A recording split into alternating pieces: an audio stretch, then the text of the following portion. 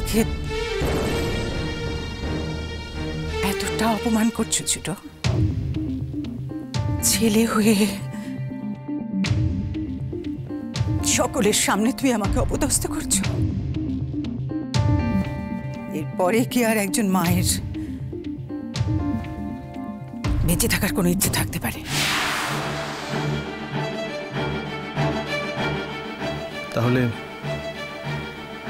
তোমাকেও একটা কথা মনে রাখতে হবে মা, মিমিও একটা মেয়ে, আর আজ সে শুধুমাত্র একটা মেয়ে নয়, মাও। তাই এই কথাগুলো শুনে তোমার যদি বেঁচে থাকার ইচ্ছে চলে যাচ্ছে, তাহলে একই ঘটনা কিন্তু মা মিমির ক্ষেত্রেও ঘটতে পারে। তাই এখন থেকে কথা বলার আগে একটু বুঝে শুনে বলো। আমার যা কথা বলার ছিল সব শেষ হয়ে গেছে ছোট, আর আমার কোনো কথা বলার নেই, কোনো কথা না। আন্টি, আন্টি যেও না প্লিজ, মোর কথা শোনো। তোমার ঘর, তোমার সংসার ছেড়ে তুমি কোথায় যাবে? আমার সংসারটা কি আর আমার আছে কাজল? এই সংসার এখন বাইরের লোকেদের। ভুল আন্টি, সবটাই ভুল। যা তোমারও ছিলাম রাজি তোমারই আছে। মা,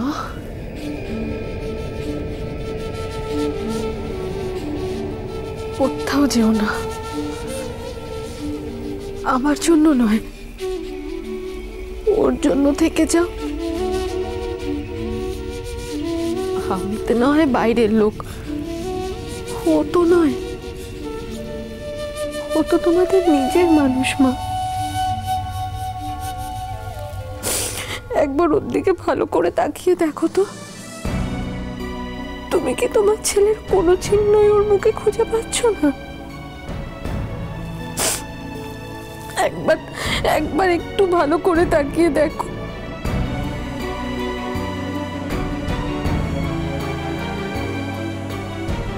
মা, একবার কোলে নাও না। ও তোমাদের বাড়িতে এসেছে, তোমরা একবারও ভালো করে তাকিয়ে ওর দিকে দেখবেও না পর্যন্ত।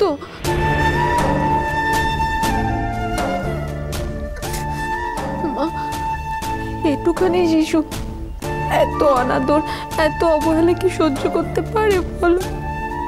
মিমি,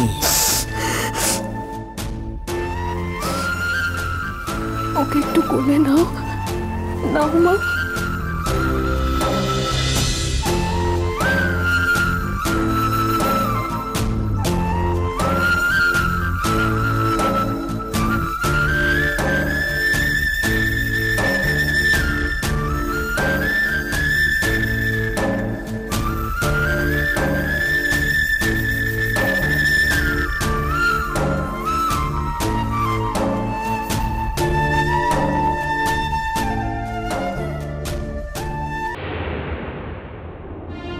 সৃষ্টি কেন যে এত বড় কথাটা এখনো আমাকে জানাচ্ছে না?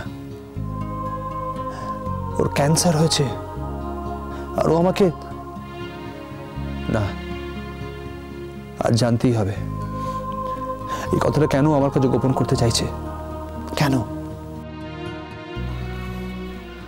বিনা, আজ আমার ফাইনাল রিহার্সেল, তুমি বললে আমাকে ড্রপ করে দেবে, তুমি তো রেডি আছো, চলো, দেরি হয়ে যাবে।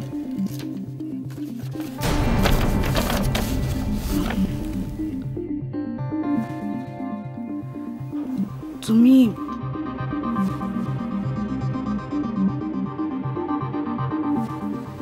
কোথায় পেলে রিপোর্টটা?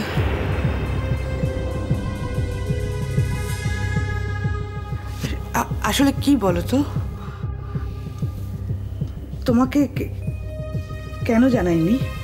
তোমার এরকম একটা ইম্পর্ট্যান্ট একটা কাজ চলছে, একটা এক্সপেরিমেন্ট চলছে, আমি চাইনি তোমাকে ডিস্টার্ব করতে, আমি চাই তুমি সাকসেসফুল হও।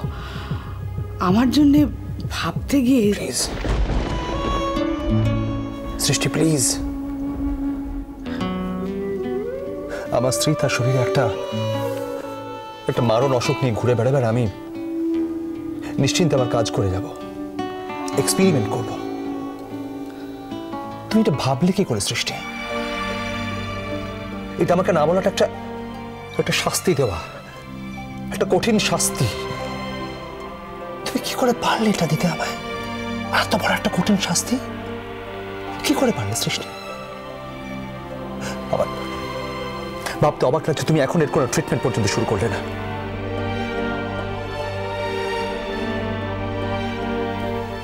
বিনায়ক, এটা বোধহয় আমার জীবনের শেষ সম্মেলন। আর এটা শুধু একটা সম্মেলন বা শুধু একটা অনুষ্ঠান নয়, জীবনে অনেক ছোট বড় ভুল তো করেছি, সব সংশোধন করতে পারবো না, সে সুযোগও আমার কাছে নেই। কিন্তু যেটুকু আছে সেটুকু করে যেতে চাই। তাই এই সম্মেলনটা আমার কাছে খুব ভাইটাল বিনায়ক। যেতে চাই মানে? কোথায় যাবে তুমি? যেতে চাইলেই বুঝি যাওয়া যায়? কোনো জোর নেই আমার তোমার ওপর, তোমাকে আটকে রাখার, ধরে রাখার কোনো জোর নেই। কি ভাবো তুমি আমায় সৃষ্টি? চলো, দেরি হয়ে যাচ্ছে। কোথাও যাব না আমি। তো এই পাগলামো শুরু করেছো তুমি, এই জন্যে আমি তোমাকে বলতে চাইনি। ভেবেছিলাম সম্মেলনটা শেষ হয়ে যাক, তারপর যদি দরকার হয় বলবো। আর কেউ জানে? আর কেউ জানে? কি? সূর্য। মিনা, যেটা তুমি জানো না সেটা সূর্য জানে। এটা কেন ভাবলে? না, ভাবিনি। জাস্ট মনে হলো তাই জানতে চাইলাম।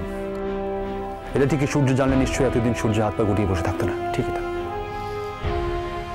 আচ্ছা চলো। যাও যাও যাও, নিশ্চয়ই যাবো, তবে তোমার সম্মেলনের কাছে নয়।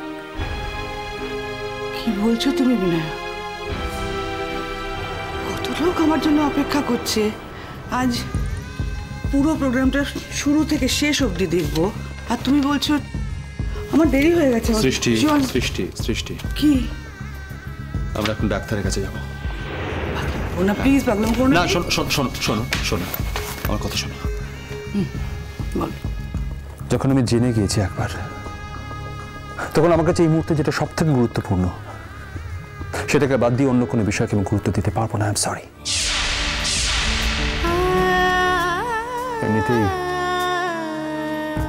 অনেক লেট হয়ে গেছে, হয়তো অনেক ক্ষতি হয়ে গেছে এর মধ্যে, তাই আর না, আর এক মুহূর্তে সময় নষ্ট করা যাবে না। আমি সূর্যকে ফোন করছি, আমি ওকে বলছি সম্মেলনের দায়িত্ব ওকে পুরো একা নিতে হবে। না। হ্যাঁ সৃষ্টি, আমার কাছে আর কোনো অপশন নেই এই মুহূর্তে। প্লিজ প্লিজ বোঝার চেষ্টা করো। হ্যাঁ সৃষ্টি, এটাই হয়। আমার কাছে প্রায়োরিটি তোমার ট্রিটমেন্ট এই মুহূর্তে, আর কিচ্ছু নয়। আমার ধরো সূর্যকে বুঝিয়ে বললেও বুঝতে পারবে কেন তুমি এই সম্মেলনে থাকতে পারবে না।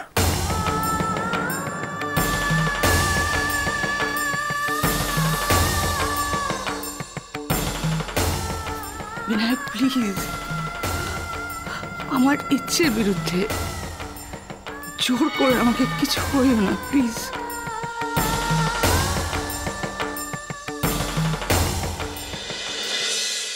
এখনো কটকট করছে। দূর, আবার কি হলো? আরে এখনো কটকট করছে। দাঁড়াও, মু এক্ষুনি কমিয়ে দিচ্ছি। না, কি করে তুমি কমাবে বলো তো? আমার একটা টোটকা জানা আছে। টোটকা? দাঁড়াও 1 মিনিট। দেখো এখনো জল পড়ছে। দেখি।